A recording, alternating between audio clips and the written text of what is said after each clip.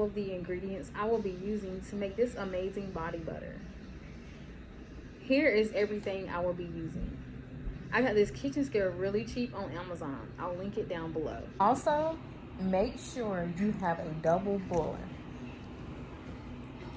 so that you are able to melt down the ingredients. Place your bowl on top and start adding your ingredients. First, I added 33 grams of jojoba oil. This is a natural oil that our body makes and can be used anywhere on the body. Next, I added 53 grams of shea butter. Shea butter is a high concentration of fatty acid and can be used to soften the skin. Now, add 26 grams of coconut oil.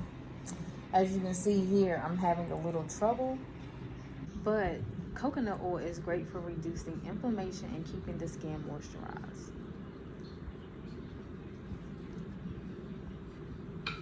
Last, I added 4 grams of beeswax.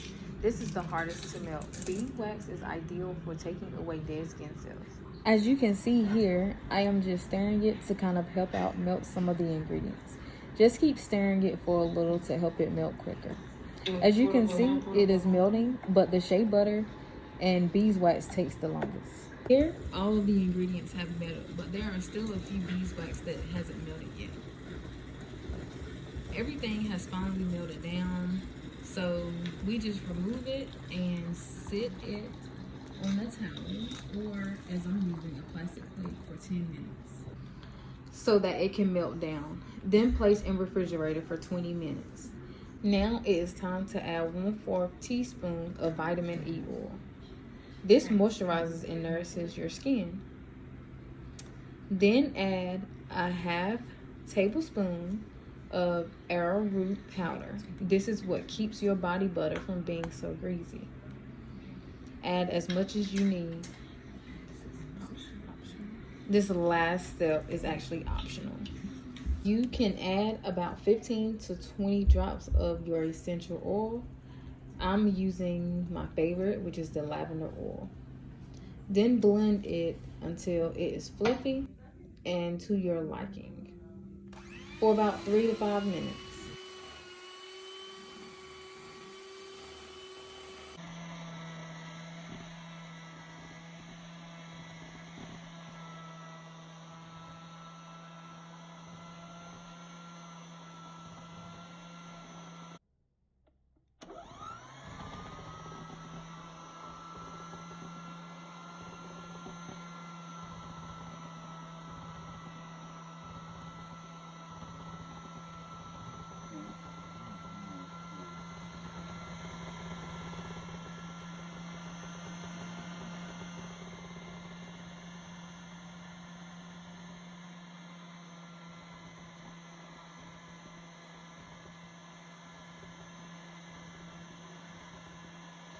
I had a little trouble here, but I just used cake decorating with tips from Amazon.